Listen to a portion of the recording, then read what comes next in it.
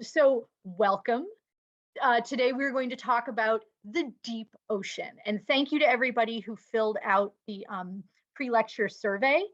I only got about 59 of you in before the cutoff, so not everybody's words are going to be included at the end, but thank you for all of your input.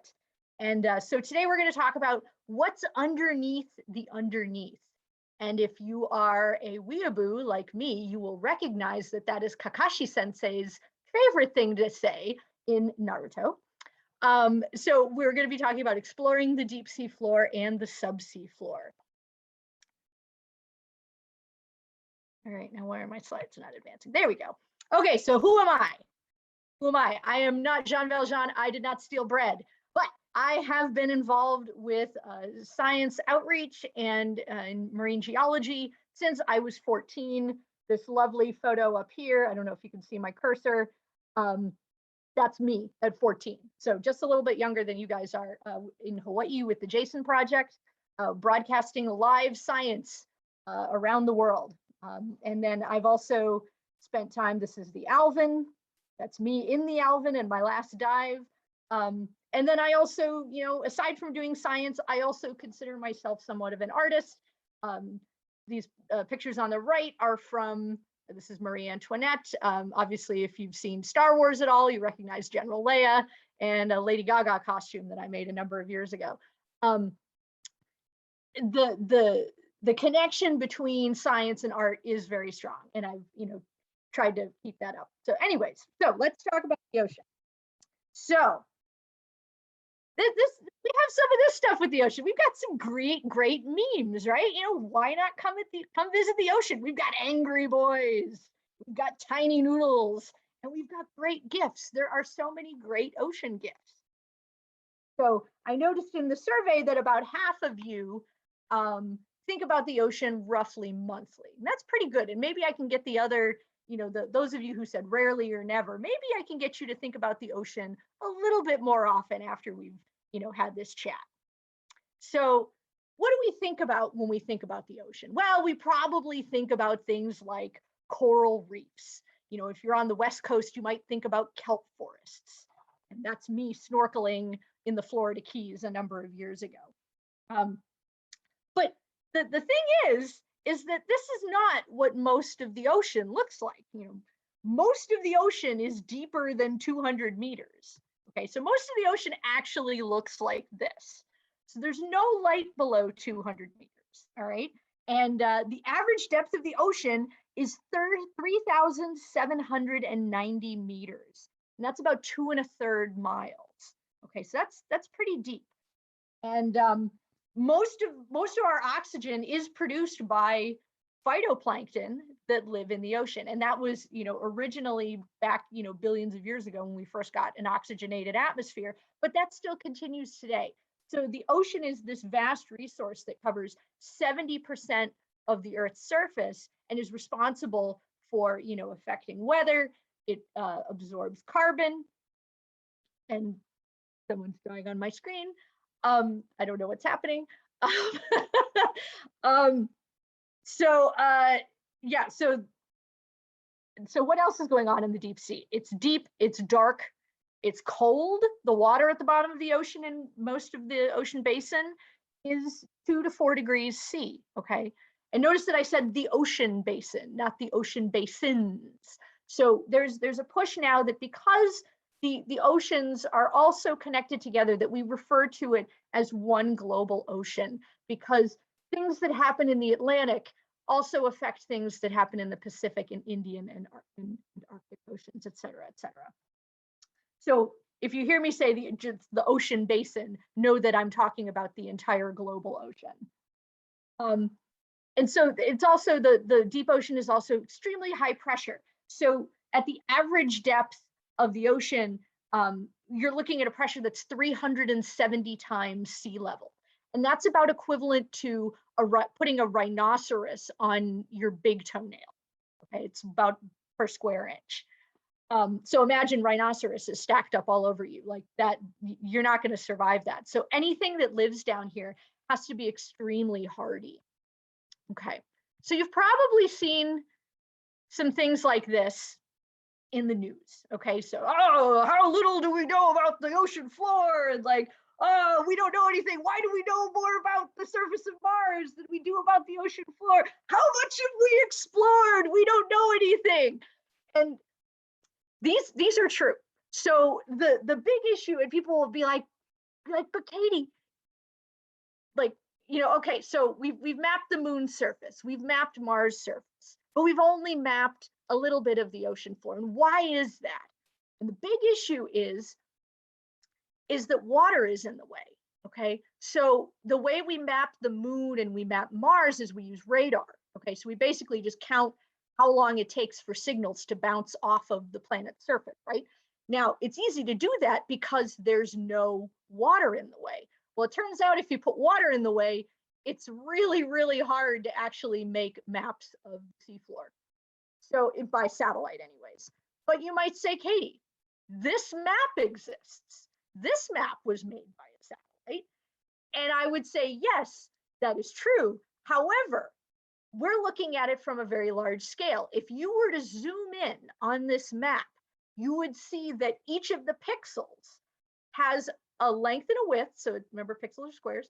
So they have a length and a width of 5 kilometers. Okay, so that's what we call the resolution of this map. So the resolution is 5 kilometers. And what does that mean? That means that anything that is smaller than 5 kilometers is not going to be imaged on this map that's made by a satellite. And how the satellites actually do this is they measure, because it turns out that when you have a high point or a low point, you either get a little bump in the water or a little dip in the water. And so the satellites are able to convert that and use an algorithm to figure out what the relative depth is. So yes, we have this map, but it's not really useful, okay? So let me show you an example of this. So using the base map, that's what we call that, kind of that generic satellite derived map. Using the base map, this is an area that we worked on a few years ago. It's off the coast of the western coast of Costa Rica. I love Costa Rica. And it's called Dorado. It's a seamount. It's only a couple of kilometers long. So you can see that from this picture, it doesn't really look like much. It looks like a blob, right? Now, if we went out with a robot, more or less, and we sent the robot to go map this feature at a scale of less than 1 meter. And this is what it actually looks like.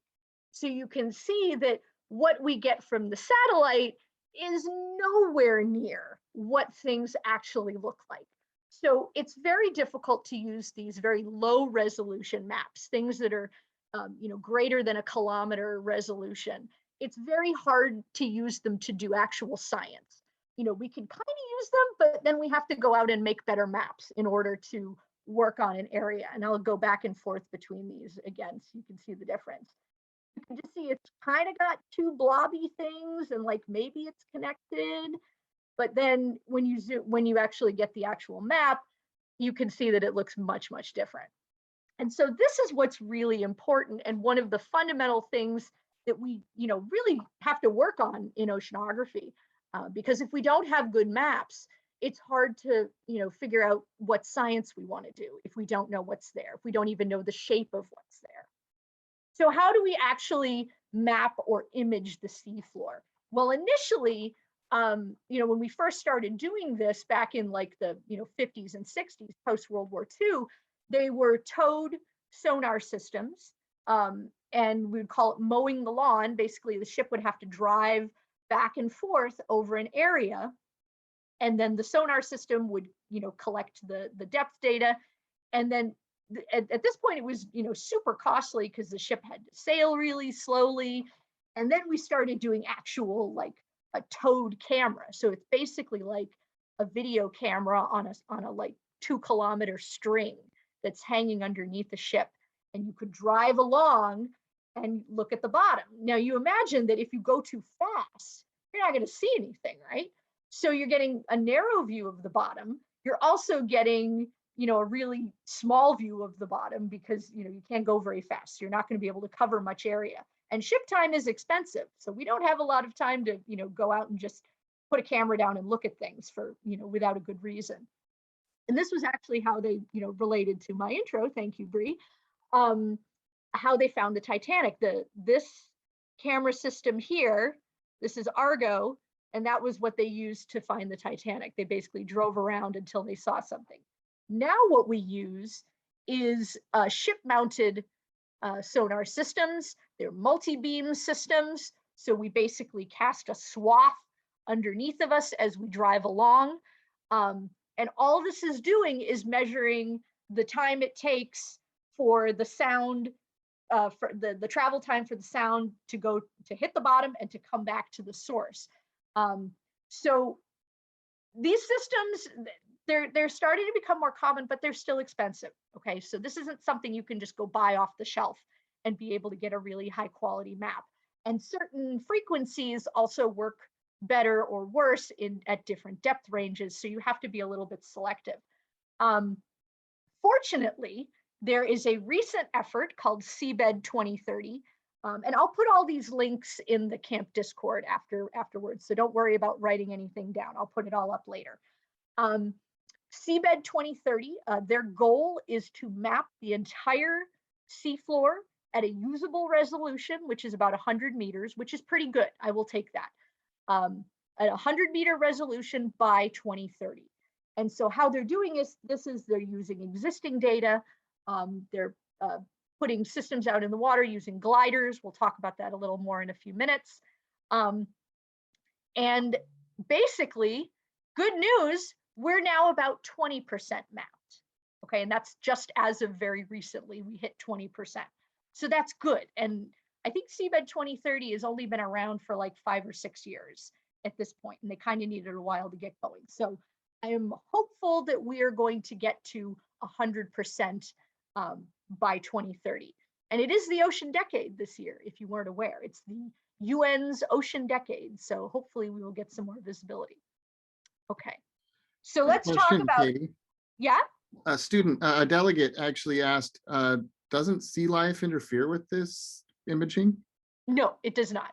No, because we're looking at bouncing off relatively solid things like, compacted sediment or rock. And so if there's, an anemone or something on the bottom, it's not going to affect things. Now, you did bring up a good point, and I wanted to mention this. There is a very important layer in the ocean between about 100 meters and 1,000 meters. And that is where 95% of all fish biomass is. And it's called the deep scattering layer. Okay. And in this layer, the fish migrate every day. So they stay near the bottom during the day, and then at night they come up to feed. Okay.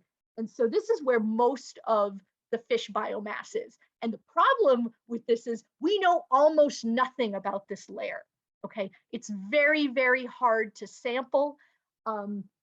We don't currently, I think right now there's actually one new vehicle in development called Mesobot, that its purpose will be to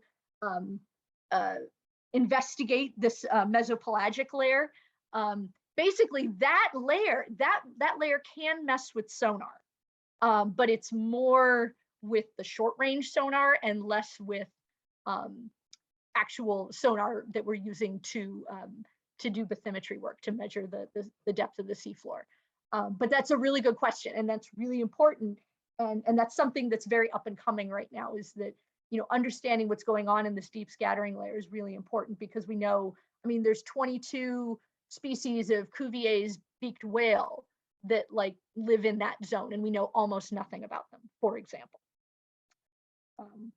So, okay, I hope that answered your question. If you still have further questions about it, you can ask them at the end. I'd be glad to answer them. Okay, so how do we explore the ocean? Okay, so there's, we can map it. Okay, that's great. And yeah, we know what it looks like, but what's there? What's going on? And so the first way we can choose to do that is with an autonomous underwater vehicle. Okay, now these are robots, basically. You require a support ship or some kind of support, and they have to be programmed. But basically, you put them in the water and they swim away and they go do their own thing. And this is the one that I've used. This is the one that created that map that you saw a few slides ago of the seamount. And so this system can be used to do a lot of things.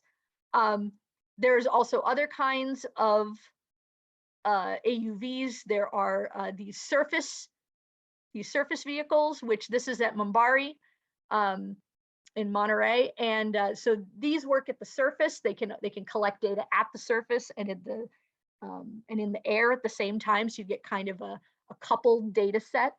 And then there are also these other really cool ones, like this one down here that looks like a, kind of like a missile. Some of these actually can collect fluid samples, which is also really helpful because you can send out an AUV and say, well, drive to this coordinates, take a sample, drive to this depth, take a sample. That way it's less ship time. You can basically get it to do some of your work for you. And we do this with Sentry. We actually pair it with the submersible and with ROVs. We send Sentry out to go do a task. We go do our thing, somewhat nearby, so that we can still kind of check in on it and make sure it's doing okay. And then, look at the data later, and it allows us to kind of tool our science plan while we're at sea. So they're really cool. They're really useful. And Sentry this is so cool. So there is a guy in the Sentry team whose job it is to just put faces on the vehicle.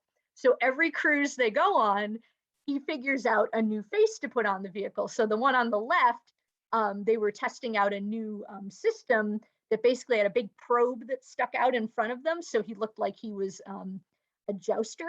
So he put a night costume on him. And then on the right-hand side, that was one of the cruises I was on. We were out at Christmas time. And so he turned Sentry into Sentry Claus, which I thought was very cute. So there's a fun aspect to it too, which is nice. So one really cool thing, and this is something that Sentry did, within the last couple of years, you may have seen some reporting about this. The LA Times really has been doing a very good job of reporting on this, is that one of my colleagues, Dave Valentine, who's at the University of California, Santa Barbara, he studies the tar seeps, these natural tar seeps that are in the Santa Barbara Basin.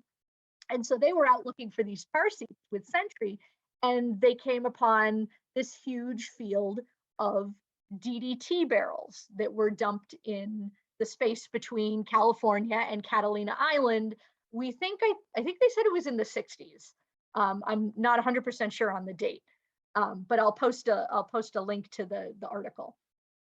So basically, once they saw that they were there, they were like, oh no, that's not good. So they went there with an ROV because they saw all these targets, and then they went with Jason and said, oh, that's not what we thought that was rocks, and that it was all of these barrels. And so now the question becomes, okay, they're there, and then they sent Sentry out to actually map them. And if you look at this little map here, you'll see that, some of these targets had just a phenomenal number of barrels. And so now the question becomes, how are we going to clean that up? And we never would have known that they were there unless they had the AUV out and went mapping. So that's just kind of a neat thing that they've done. AUVs, Sentry was also really heavily involved with the Deepwater Horizon. We can actually attach a mass spectrometer to the vehicle and actually have it like sniff out certain chemicals. So, okay, we've got AUVs, we've got autonomous things. Now we want to get at something that has a little bit more human involvement. This is what you guys may have seen more of. So these are remotely operated vehicles, and what these are, they require a support ship. They're controlled from the surface via fiber optic cable. They're usually a two-body system, okay? Because if you think about it, a ship on the ocean is going to be bobbing around and heaving around, and the waves are going to be going nuts.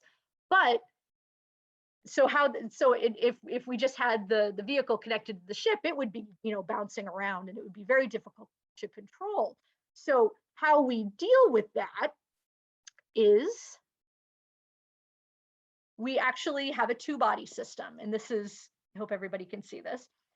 So this is how we launch an ROV. The thing under the A-frame in the middle, that's what we call a clump weight. The actual ROV is this big yellow thing in the front. That's Hercules. This is owned and operated by the Ocean Exploration Trust, who does Nautilus Live. I've sailed with them. They're awesome. And then this system that they're about to lower over the side is called Medea, and it acts as a clump weight. So it heaves with the ship, but the vehicle can be free swimming. So we use this kind of two-body system in order to basically allow us to get better video and be more freely swimming. So these are some of the vehicles that I've worked with. Jason is on the left, the blue and yellow. That's the only, well, it's not the only, but it's one of the most popular used ROVs by the science community. Then we have Kaiko, which is owned by Jamstec in Japan. And I've used Kaiko. I got to go on a research cruise in Japan, which was really awesome. And then there's Hercules up in the upper left-hand corner, which is owned by OET.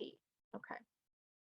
Okay, so another really, really awesome thing about ROVs, and probably one of my favorite parts about it, is how we can use ROVs as a science communication tool. So because, you know, we're basically connected to the vehicle via a fiber optic cable, if we have fast enough internet, we can broadcast that video live over the internet, and we call that telepresence. Okay, and that was actually coined by Bob way back in the day, Bob Ballard.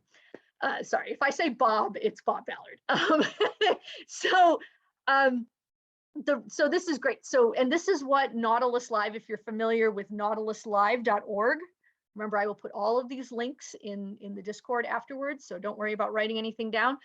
There are a number of organizations that do this now, and this is live, ongoing ocean research that you can be involved in. You can ask questions.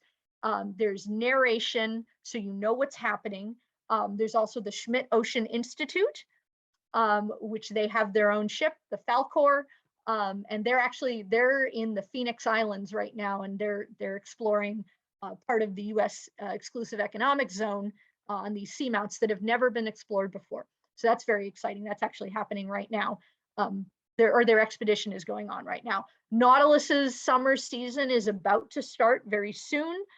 They'll be up and down the West Coast, doing a whole bunch of things from all the way up near Canada, all the way down to the LA area. So this is great because we can share science this way, and it makes it really accessible to the public. And NOAA's Ocean Explorer program also does this a little bit more sporadically, and I'll link to all these so you guys can watch them if you want. It's really great because, like, I can be working at my house because we're all working at home, and I can, you know, put YouTube on my TV, and I can have live feeds from the seafloor on my television, which is pretty cool, not gonna lie. Although generally, if I pay too much attention, I start yelling at the TV when they're doing something wrong, but that's just me. So, okay, so we've got robots we can send out to do something by themselves. And then we've got robots that we control, that, you know, we can take samples and all of that. And then we get to the really cool stuff. Like, I will not lie, this is the coolest stuff I have ever done.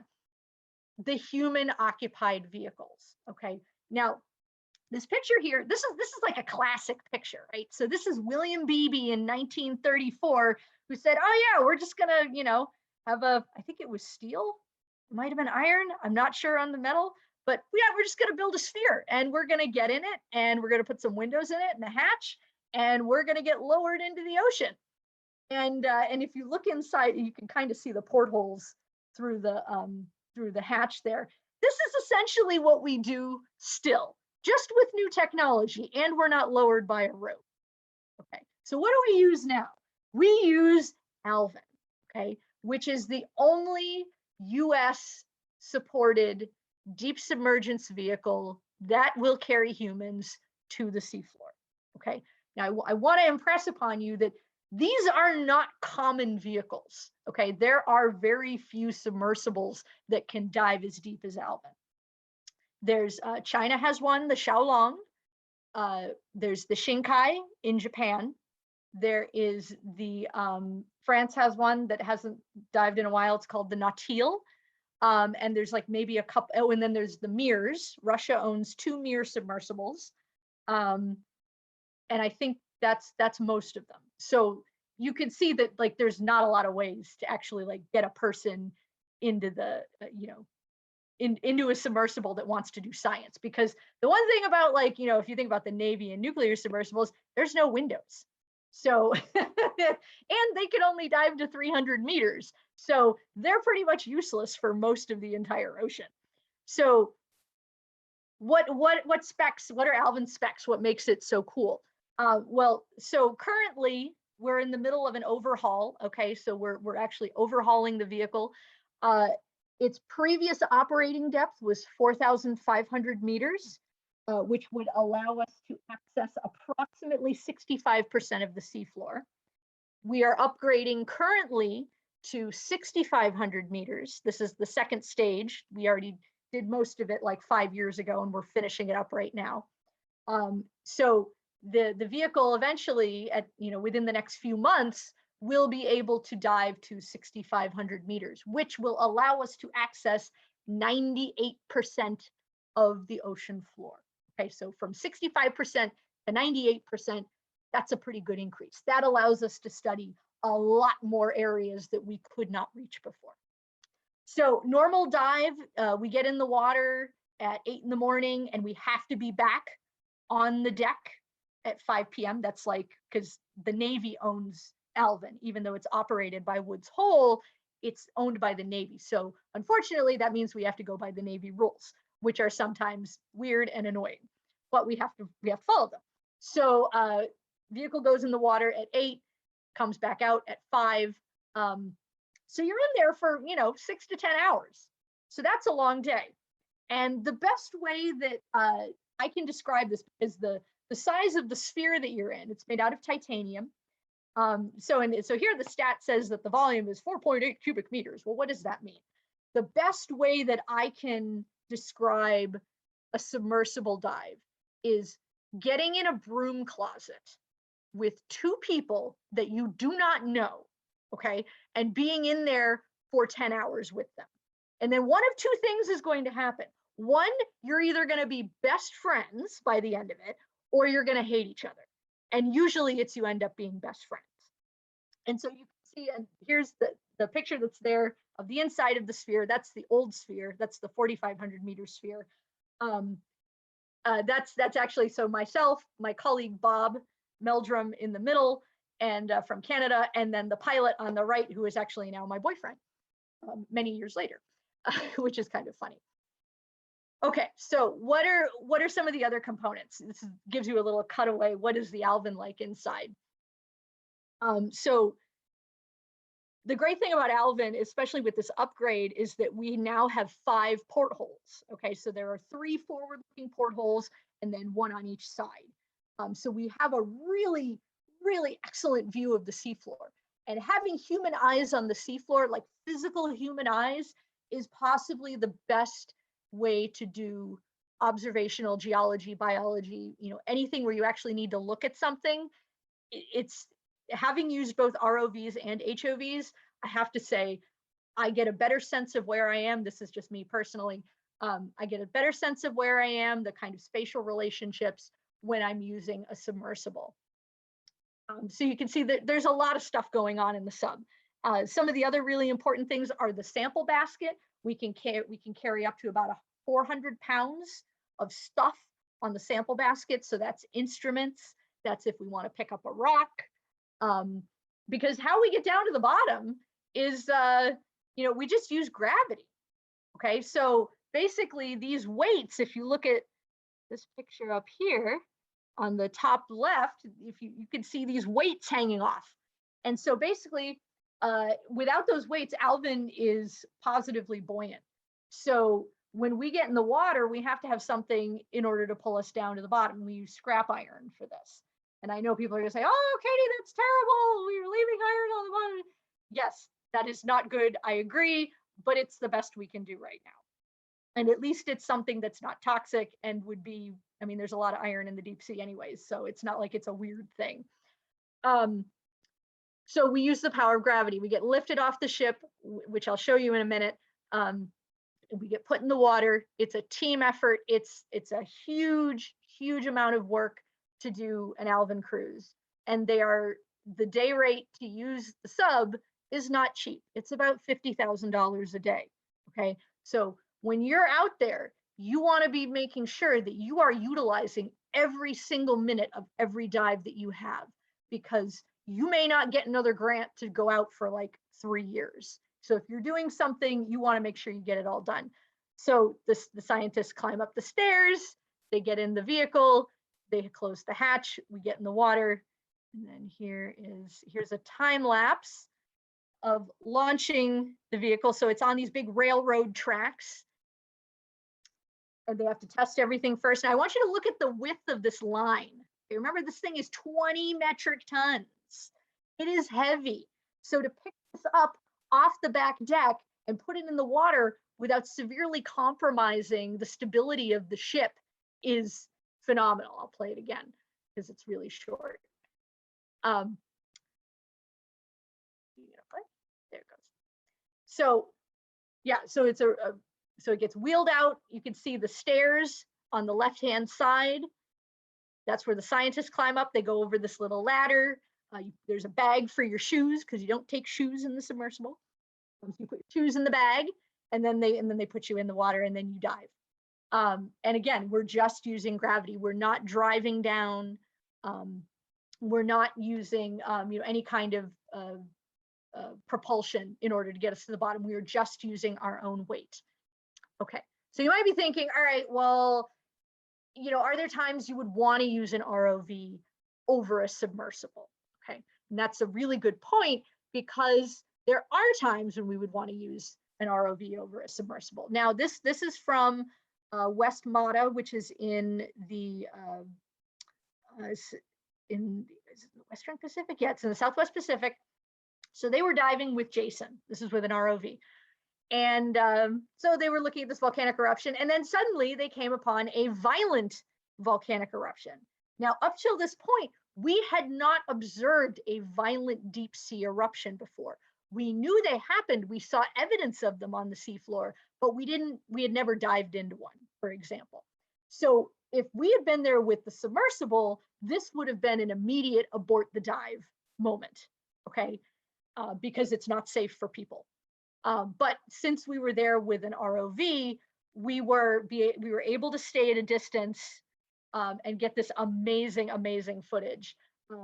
Jason actually later, when they had set down on the bottom for something, and when they came up, they were super heavy, and it turned out that a bunch of like liquid sulfur had solidified on the skids, and they had to like chisel it all off. It was wild. I was not on that cruise, but it's very cool stuff. So there are definitely times when there's any amount of potential danger. Also, if you want to do like really long dives, you can do that with an ROV, because you just keep working around the clock. You have cycling personnel, so you can work 24/7, which is really useful. So like, I think Jason's longest dive is something like 95 hours on the bottom or something like that. And you just keep rotating through your watch. You work for 4 hours, you get 8 hours off. And then you come back and work for 4 hours and get 8 hours off. And it's a lot of work, and it's very tiring, but you can get a lot of work done. Okay. So that's how, so we've seen that getting to the seafloor is hard, okay? But how do we access the subseafloor, and why would we want to? Okay, and we do this using scientific ocean drilling, okay? And so this is done mainly through the Integrated Ocean Drilling Project, or Integrated Ocean Drilling Program, which is IODP.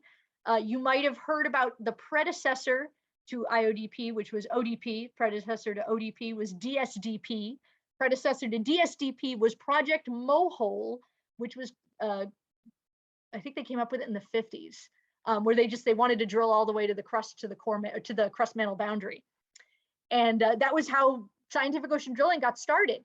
And you might say, oh, Katie, drilling's bad, there's oil, there's gas.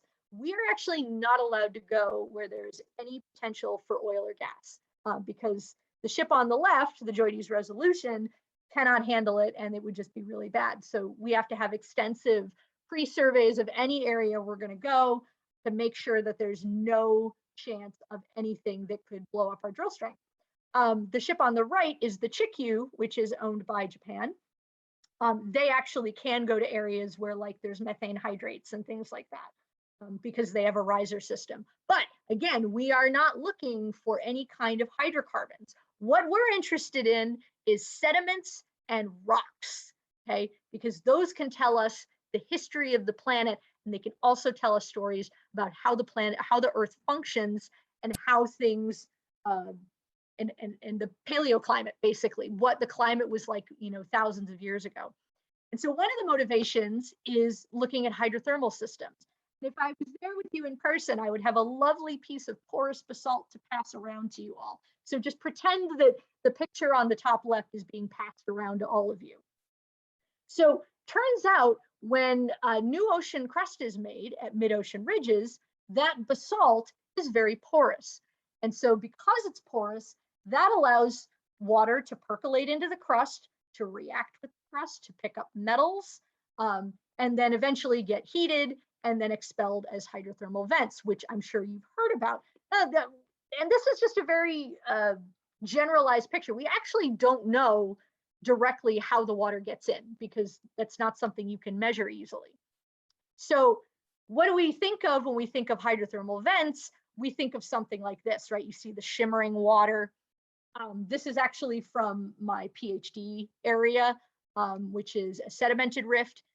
This was a big surprise when they went down. I was not on this dive, unfortunately, when they went down to get some data for me, and surprise, this thing that is normally like a meter tall was now suddenly 10 meters tall.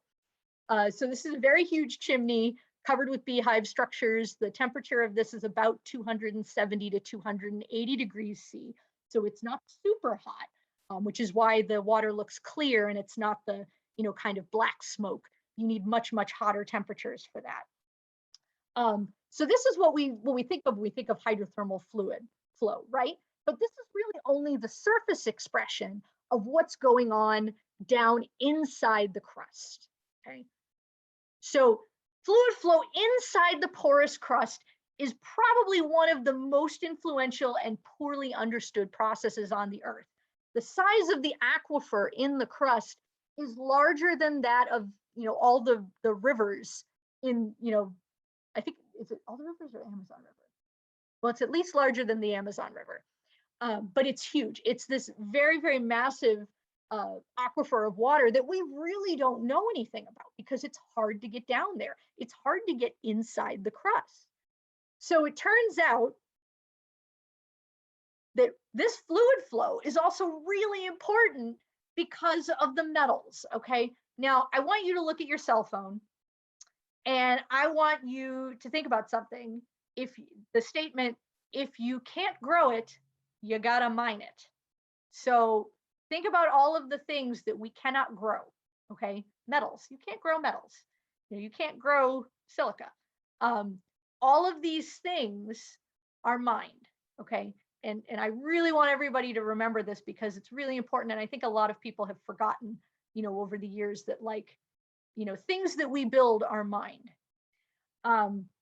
So more than 40 of the metals that go into a smartphone and rare earths, okay, so your rare earths are, neodymium, stuff like that. They go into a single cell phone, and a lot of them go into the battery, especially things like cobalt, molybdenum, things like that. And these are rare metals. We also call them critical metals because if we're talking about developing a society in which we're going to have all of this green technology and all of this batteries and stuff like that, we don't have a lot of the things that we need to make those batteries, to make those things. And so we're going to have to increase mining. And so that begs the question, how green is it actually? And we'll get to that a little bit more later. And so here's, for example, here's what's in an iPhone 6. I'm sorry, that's an old model, but I couldn't find a newer one. But you can see that it's got all kinds of stuff in it, not just things you would expect like gold and copper, but it's got, gallium, lithium. Lithium is a huge contentious critical metal because many of the lithium mines are in areas that should be protected. So this is an issue. Okay, so it turns out when you put a whole bunch of sediment on top of the ocean crust, that insulates it from the ocean. So the only place that the water can get out is these little outcrops. Okay, so little pieces of rock that stick up above the sediment. And so there's actually kind of circulation systems that go from outcrop to outcrop. And this is really important because it mines heat. So the crust is warm and it takes millions and millions and millions of years for it to cool down. So this fluid flow can mine the heat and cool down the crust, and therefore the crust will behave different, which is one interesting point. Sorry, I need to drink water. Okay, so why is this important? You know, who cares? There's water down there, whatever. Well, we want to study that flow, and the only way we can do that is by putting in a long-term observatory system. So basically what we have to do is we drill through the sediment and into the rock, okay, into that porous basalt, and then we insert basically a plug. Because if we were to leave it open, it would short circuit the system and it would completely screw up all of our data. So we have to plug it up and let it come back to equilibrium, and then we can figure out what's actually happening. So this is where we end up getting some backwards engineering. So we called them CORKs. These were originally conceived on a napkin at a bar at a workshop. And they said, oh, well, you know, we'll just call them CORKs. Well, then they had to figure out what the heck the abbreviation stood for. So it's a circulation obviation retrofit kit. Circulation obviation meaning stopping circulation with the seawater, and retrofit kit meaning you could do it later. So what do they look like? That's what they look like. It's basically a giant plug that we put all kinds of instruments in that hang down in the hole and allow us to collect data. And you can see from the people for scale on the drill ship on the right that these are really, really big. These are, you know, they're hard to put together. It took us, I think, like 2.5 days to put one together with all of the instruments and all of the plumbing and everything. So it's a lot of work. And so we put in an array of these on the Juan de Fuca Ridge flank. And basically we were trying to figure out what the fluid circulation was doing in this basement ridge, which you can see right here. So this is if we stripped all of the sediment away and we were just looking at the rock. This is the rock, okay? So what kind of data can we collect? We can collect pressure data.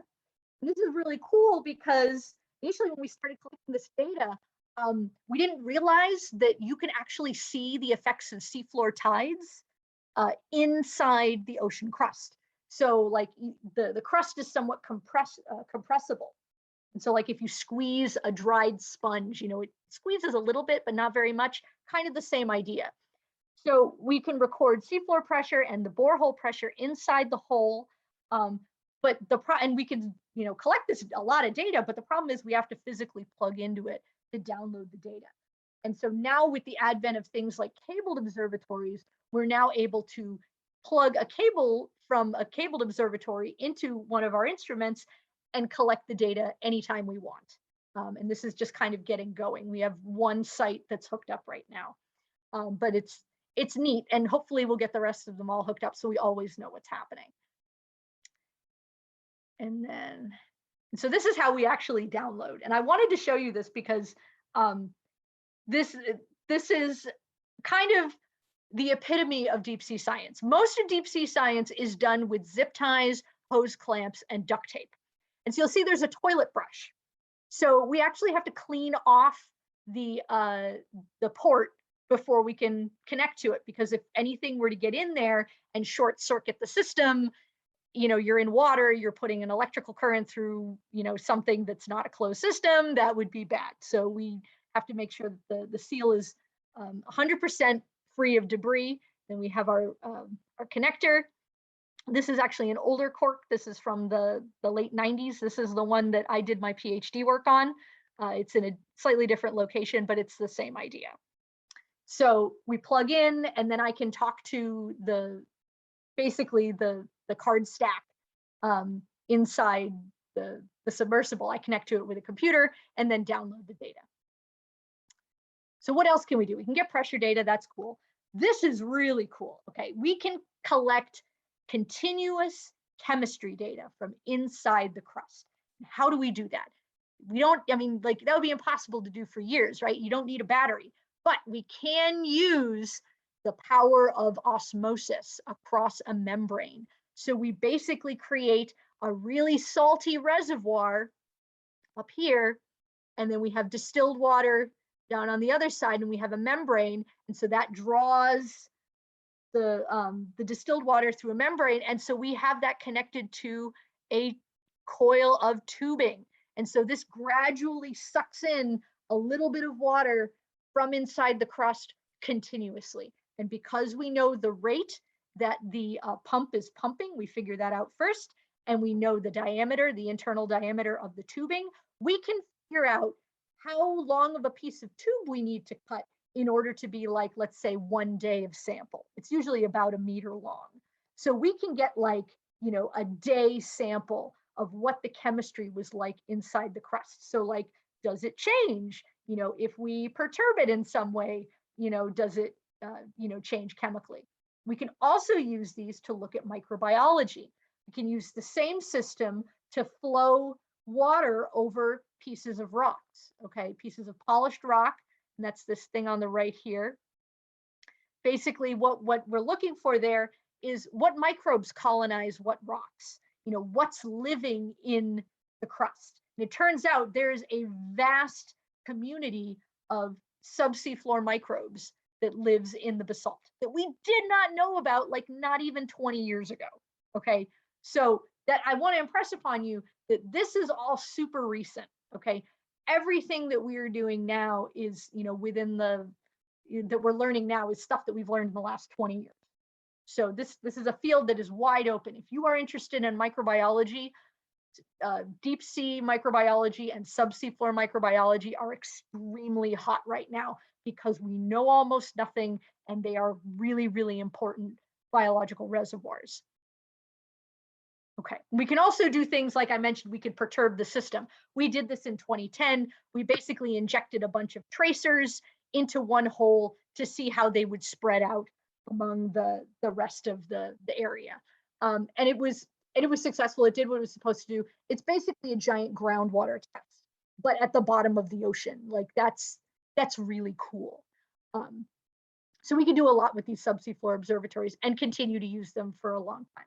So why do we care about seafloor? And why is studying the deep sea important? And you might have seen this cartoon from the New Yorker.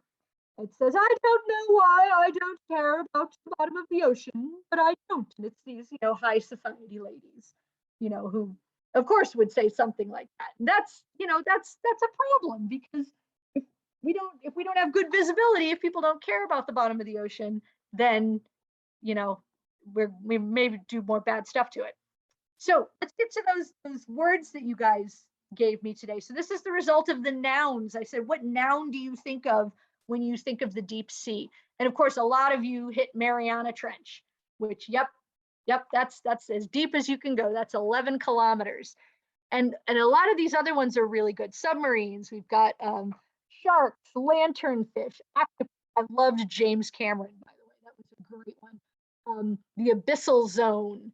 Coral reefs, not so much. They're kind of shallow. There are some deep water reefs, but they're not, you know, thousands and thousands of meters. You know, they're fairly deep, but they're not super deep. Lanternfish, pollution, sharks, jellyfish. These were all great. So these are all great reasons why we should care about the deep sea. And then I asked you to give me an adjective that you think of when you think of the deep sea. And a lot of you gave me dark. That was good. Mysterious. Yep, that's great. Unknown. It is phenomenally unknown. For those of you who said terrifying or frightening, I really hope that I maybe have changed your mind a little bit today so far. Fingers crossed. There's been a trend of organizations saying, oh, isn't the deep sea scary? It's so terrifying. And like, that's not a great message to project, because if you're afraid of something, you're less likely to want to know about it. So what I want to impress upon you all is that the deep sea is is indeed mysterious and it is unknown. And I have a really good quote at the end of the talk that I think really sums it up. Okay. Hopefully you all can hear this.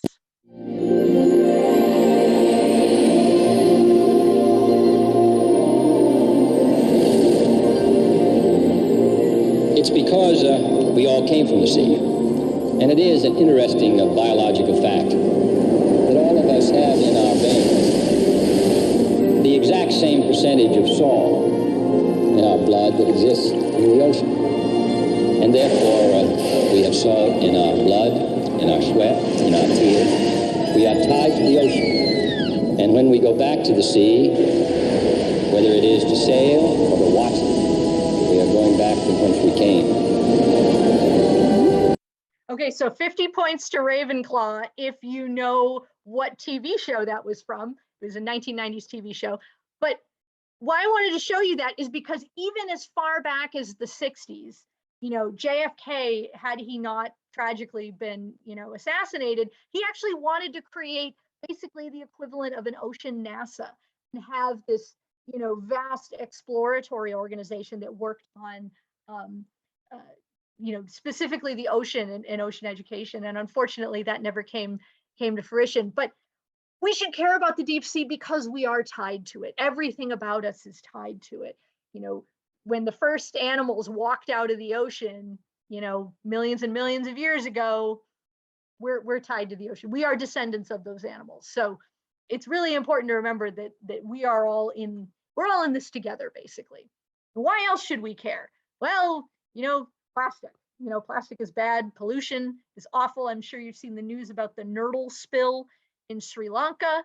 Nurdles are like little tiny plastic pellets that they use to mold into other things.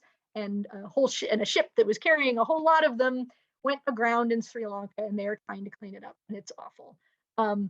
And so the photo there is the chair with a beer can under it.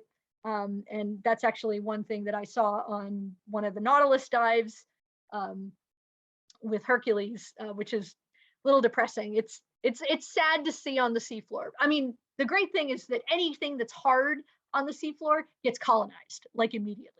You know, there'll be you know, an anemone on it. There'll be something using it as a hard surface. So at least it gets somewhat used, but it's still not great to see. And then there are other reasons we need to care about the ocean. Obviously, climate change, which I'm not going to, you know, hover on too much. You know, ocean anoxia is a huge issue. There are areas off the coast of Los Angeles that are suboxic to anoxic, which is not good for fish, which is not good for fisheries, which is not good for the overall ecosystem. Also, ocean acidity is an issue. If, you know, oysters can't make their shells, then, you know, that's a huge issue for the fishery and for us. And then, but the one I want to really harp on here is, and only because this is very recent news. So deep sea mining, which you may have heard about, and a lot of people talk about it in this kind of like, oh yeah, someday that'll be a thing. Well, unfortunately, it may be closer than we want it to be. There are a lot of us who have really edged for caution because the environmental impacts of doing any deep sea mining will be extremely vast. And I'd like to just briefly get into what's recently going on. So what they're into, or what they'd like to harvest, are these polymetallic nodules, okay? And sometimes they're called manganese nodules, but they actually have many, many different kinds of metals in them. And they precipitate from seawater, and they take millions and millions and millions of years to precipitate. So this process happens extremely slowly. And if you look on the map, all of the blue areas are areas that have polymetallic nodules. There are also crusts that tend to happen on seamounts. And then all of the red dots are like, you know, high temperature hydrothermal vents where we do also get mineralization. But the other thing I want you to notice is the white zones around all of the countries. Those are the exclusive economic zones. So each country out to, I think it's 100 miles, that is your exclusive economic zone. So you control whatever is in that zone. And if you look at the volume of the ocean floor, you see that that's actually a really small area, right? most of the ocean, especially these areas where the nodules and stuff is, those are in international waters. And so in the 80s, the UN created a group called the International Seabed Authority to basically control those areas. And if people wanted to mine them, they would be the ones who gave out the permits. Now, up until now, they've always been like, oh, we're just going to do exploration. There will be no exploitation, just exploration. Like you can go down, you can look around, take samples, if you're interested in doing mining, but you can't actually go down there and like vacuum stuff up, right?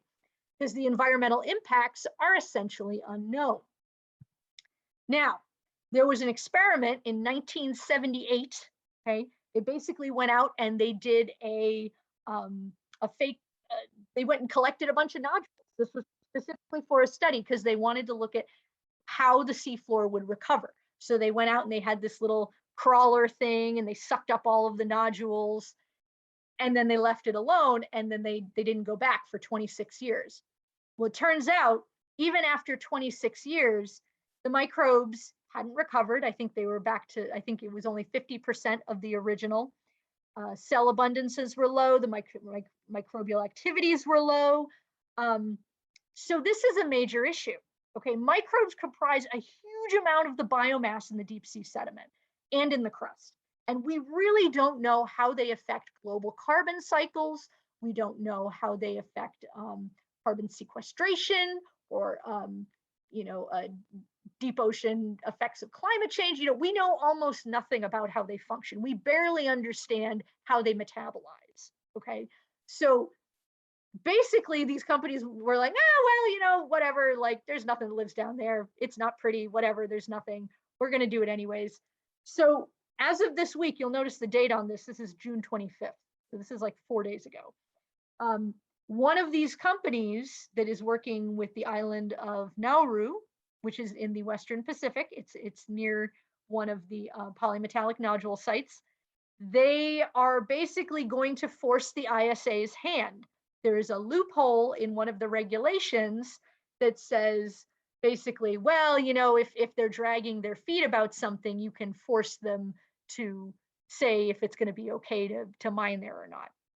It's basically, it would compel the ISA to allow seabed mining in this area within 2 years. So remember how I said it's not that far in the future? It really could be not that far in the future.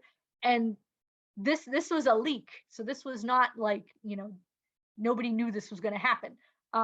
So they declined to be named, which that makes sense because they're kind of blowing the whistle. But they're about to send the request to the ISA. That's tomorrow. June 30th is tomorrow. So stay tuned, or as Rachel Maddow would say, watch this space. So you can see that this is something that is an issue. And so more than 300 of us in the deep sea community have banded together. We have signed a letter basically begging the ISA to not allow this to happen. Because one of the main issues with the ISA is that the United States, I don't know about other countries, so please, you'll have to look up with your own country, but the United States is currently not sitting on the ISA because we have not ratified the UN's Law of the Sea Treaty. Okay, so we are only there at their pleasure. So basically the ISA could throw us out if they wanted to. So 300 of, global ocean scientists, more than that now, I think, we've banded together and we've written this letter that said, please don't do this, but we don't know what's going to happen. Because there is stuff that lives down there. Because the mining companies like to say, well, it's a desert, there's nothing that lives down there, we're not going to affect anything. Well, all of these things live on the seafloor, and I just picked the most charismatic of them. I didn't even pick the microbes, These are the ones that you see in the videos on National Geographic. You see sea pigs or sea cucumbers, isopods, octopus, rat tail fish. There are sharks that live down there. This is all stuff that's going to be affected. Because I'm sorry, I don't see these machines and think that that's not going to affect the seafloor. These are actual machines that were built by the now bankrupt company Nautilus. to work on the site off of Palau, I believe. Anyways, so yeah, it's a problem. And so this quote, I think, really exemplifies the whole thing. This was from an article recently in the New Yorker. We haven't explored the deep ocean because we don't appreciate what a remarkable, mysterious, and wondrous place it is. And we don't know what an astonishing place it is because we haven't explored it. We are managing to destroy the ocean before we even know what's in it. And that is 100% absolutely correct. We know so little about the seafloor. You know, we've only known about hydrothermal vents for 40 years, okay? They found vents like 3 years before I was born, okay? And I'm not that old. Like, I'm kind of old, but I'm not that old. So it's really important to understand that, like, yeah, we've been studying it for 40 years, but like, we still don't understand like really fundamental questions, like how do larvae get moved between vent sites? You know, how do they know to settle down at a vent site? We have no idea about some of this stuff. And if we go in there and basically start kicking up the bottom and having a permanent sediment plume, you know, we don't know what that's going to do to the ocean either, because that's one of the main issues with deep sea mining is that, you know, yes, it's bad to suck up all of the stuff off the seafloor, but it's like 20 times worse to have this persistent sediment plume in the deep ocean. We don't know how that will affect carbon cycles. We don't know how that will affect the deep scattering layer, which comes down and basically uses some of that, you know, is that going to affect, you know, feeding for some of those animals? So only by continuing to explore the oceans can we move towards a better understanding of how the planet has evolved through time and how human activity is affecting the deepest parts of the world's oceans. And I know that's like super depressing. So like, I really wanted to end on like a couple of high notes. So here is something that's happening right now. So one of the things that we'd like to do with remotely operated vehicles is basically remove the tether between the clump weight that's hanging beneath the ship and the vehicle. And so one way we can do that is if we were to create something that's kind of like underwater Wi-Fi. And this is what some of my colleagues at Woods Hole are doing. It uses a very specific wavelength of light. They're able to transmit data and video. So this is, they're basically transmitting from the sub to the video recorder on the seafloor and back into the sub again. And the original of this was 1080p. I had to downsize it in order to make it work for the talk. But so we are getting to the point where we will be able to remove the tether from ROVs. And that's really exciting because that will allow us to go more places that are a little bit more, you know, sketchy, you know, because we won't have to have a tether. We won't have to worry about, you know, getting hung up on something. So that's really important. And then the very last thing,